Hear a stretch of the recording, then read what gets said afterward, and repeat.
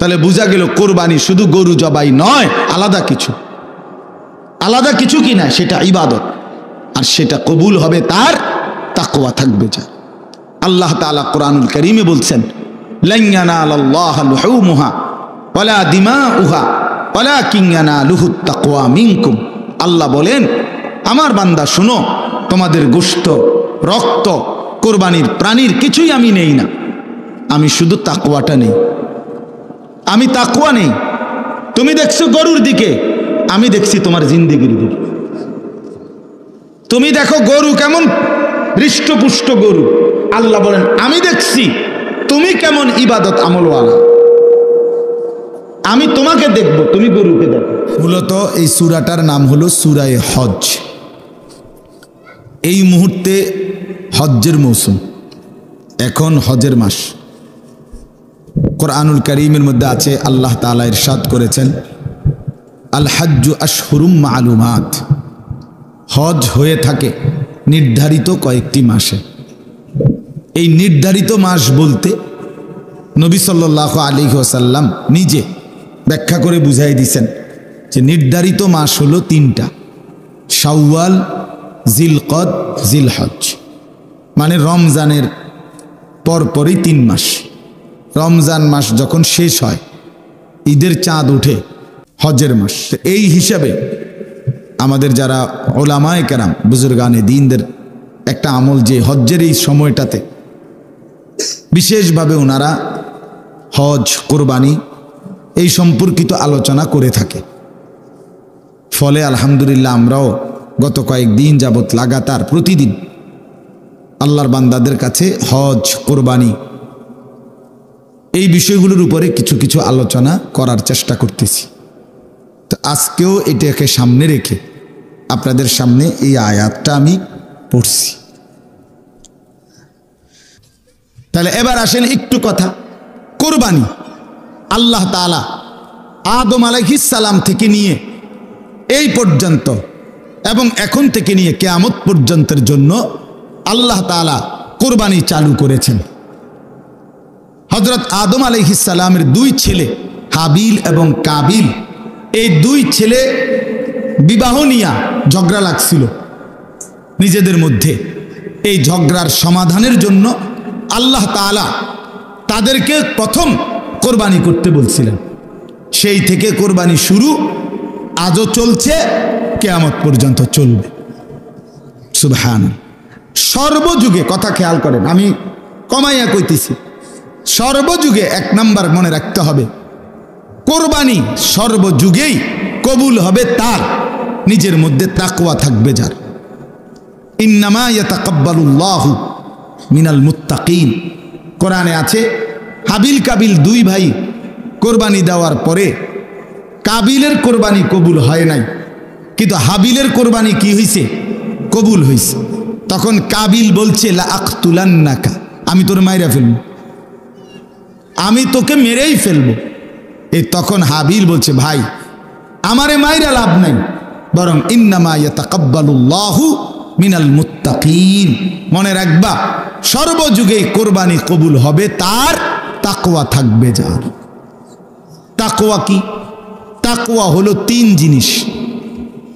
1 নম্বর হলো সমস্ত গুনাহ বর্জন করা, 2 নম্বর হলো সমস্ত ইবাদতে লেগে থাকা, 3 নম্বর হলো সর্বাবস্থায় আল্লাহকে ভয় করতে থাকা। গুনাহ বর্জন, ইবাদত পালন, আল্লাহর ভয়, এটাই তাকওয়া। তাইলে যে ব্যক্তি শুধু কোরবানির দিন আমনে গরু জবাইয়ের আগেও বিড়ি খান, আমনের গতকালকায়ও আমনের টাকা সুদের টাকা, আবার কোরবানির দিনও আপনি জোহরের নামাজও পড়েন না, আসরের নামাজও পড়েন না, কোরবানির দিনও আপনি মিছা কথা কন, আমনের মধ্যে ইবাদত, আল্লাহর ভয়, গুনাহ ত্যাগ বলতে কিছুই নাই, কোরবানির দিনও আপনি টেলিভিশন চান, নাচ গান চান, আমনের কোরবানি কবুল হইতো বুতে গেলেছিনি। কথা বুঝছেন না আপনি? কেন কোরবানি কবুল হবে? আপনি কোরবানি কবুল হওয়ার জন্য ব্যবস্থা নিছেন কি? গরু কিনবার জন্য না বুদ্ধি করছেন? মানুষ লইয়া গেছেন 3 জন, গরু বাজারে গরু চাইয়া লইছেন, সেটা তো ঠিক আছে, কিন্তু কোরবানি কবুল হওয়ার জন্য ব্যবস্থা নিছেন কি? কোরবানি কবুল হওয়া, গোশত খাওয়া আর কবুল হওয়া এক কথা না। জবাই হওয়া আর কবুল হওয়া এক কথা না। জবাই তো প্রতিদিনে হয়, যে কেউ জবাই করলেই তো গরু জবাই হবে, কিন্তু জবাই আর কবুল তো এক কথা না। গোশত খাওয়া আর কবুল হওয়া তো এক কথা না বাপ। অতএব আমি আপনাদের কাছে বললাম, এটা কোরবানি কিন্তু আর 10 দিনের গরু জবাই নয়। গরু আমাদের দেশে প্রতিদিন জবাই হয় কিনা কথা বলেন না? বাজারগুলোতে গরুর গোশত বেচা হইতেছে না? তো তাহলে গরু তো প্রতিদিনই জবাই হয়, তো কোরবানি আর আলাদা কি? কোরবানিও তো গরুই জবাই করে, তো এটা তো প্রতিদিন হইতেই আছে। তাহলে বোঝা গেল কোরবানি শুধু গরু জবাই নয়, আলাদা কিছু। আলাদা কিছু কি না, সেটা ইবাদত, আর সেটা কবুল হবে তার তাকওয়া থাকবে যা। আল্লাহ তাআলা কোরআনুল কারীমে বলছেন, লান ইয়ানালাল্লাহা লুহুমুহা ওয়ালা দিমাউহা ওয়ালাকিন ইয়ানালুহুত তাকওয়া মিনকুম।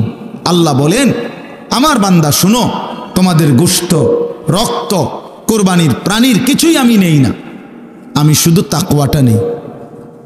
আমি তাকওয়া নেই। তুমি দেখছো গরুর দিকে, আমি দেখছি তোমার জিন্দেগির দিকে। তুমি দেখো গরু কেমন হৃষ্টপুষ্ট গরু, আল্লাহ বলেন আমি দেখছি তুমি কেমন ইবাদত আমলওয়ালা। আমি তোমাকে দেখবো, তুমি গরুকে দেখো। কথা বুঝছেন কিনা বলেন? তুমি কি দেখো? গরু দেখো। আল্লাহ বলেন আমি দেখবো কি? তোমাকে। তোমাকে ইন্নাল্লাহা লা ইয়ানজুরু ইলা সুওয়ারিকুম ওয়ালা ইলা আজসামিকুম। নবী সাল্লাল্লাহু আলাইহি ওয়াসাল্লাম বলেন, নিশ্চয়ই আল্লাহ তোমাদের চেহারা শরীর দেখবে না, ওয়ালাকিন ইয়ানজুরু ইলা কুলুবিকুম ওয়া আমালিকুম, বরং আল্লাহ তোমাদের দিল দেখবেন আর তোমাদের আমল দেখবেন। আল্লাহ দেখবেন বান্দা কুরবানি আজকে, অথচ প্রাণী তো জবাই করলা, তো গোশত কুটতে কুটতে, হাড্ডি চুলতে চুলতে, হাড্ডি কোবাইতে কোবাইতে জোহরও শেষ, আসরও শেষ, মাগরিবও শেষ। কোরবানি তো ছিল ওয়াজিব, জোহর তো ছিল ফরজ। কোরবানি তো ছিল ওয়াজিব, আসরের নামাজ তো ছিল ফরজ। আল্লাহর জন্য কোরবানি করলে আবার নাচ দেখো কেমনে। আল্লাহর জন্য কোরবানি করলে কোরবানির গোশত খাইতে খাইতে টেলিভিশনে নাটক, সিনেমা, নর্তকীর ছবি দেখো কেন? এটা কেমনে হইল আল্লাহর জন্য? এটা কেমনে হইল কোরবানি? এটা তো আর 10 দিনের মতো, বছরের অন্য দিনের মতো গোশতই খাওয়া। হ্যাঁ বলেন? এই জন্য আমি বললাম কোরবানির ক্ষেত্রে এটা মনে রাখতে হবে, কোরবানি যেন হয় আমার আপনার জিন্দেগি গুনাহমুক্ত অবস্থা। নাই তো আসমানে যাবে না, আমনের ঘরে যাবে। আমনের ঘরে গোশত যাবে, চুলায় রান্না হবে, সিদ্ধও হবে, রুটির লগে খাইতেও পারবেন, সবই ঠিক আছে। কিন্তু আসমানে যেতে হলে, আল্লাহর কাছে যাইতে হলে তাকওয়া লাগবে। তাকওয়া লাগবে। টাকাটা হালাল হইতে হবে। 1 টাকা হারামের টাকা, এটা দিয়া কোরবানি কবুল হয় না। এবং হারাম টাকার শরিক যে হয়, তার কারণে বাকিদের কোরবানিও কবুল হয় না। আপনি যদি বলেন বুঝমু কেমনে, না বুঝলে আপনি হাতের লগে করেন কেন? কথা বলেন না কেন? আপনি 1.5 লাখ টাকা 3 লাখ টাকার গরু লোক দেখাইতেন গেলেন কেন? আপনার সন্দেহ হয়, আবার সামর্থ্য আপনার পুরা নাই, কম। আপনি পুরা পারতেন না 1 লাখ টাকার কোরবানি দিতেন, আপনি খাসি কোরবানি দেন। এটা তো ইবাদত, এটা তো গোশত খাওয়া না। কথা বুঝছেন? এই জন্য মনে রাখতে হবে, 1 টাকা হারাম টাকা, সুদের টাকা, ঘুষের টাকা, বাজারে ব্যবসা করে ওজনে কম দেয়, তো এ তো ধোঁকাবাজ। এ তো ধোঁকাবাজ। পণ্যের গুণাগুণ 2 নম্বর মালরে 1 নম্বর বলে, 3 নম্বর মালরে 1 নম্বর বলে। এ তো ধোঁকাবাজ, বাটপার।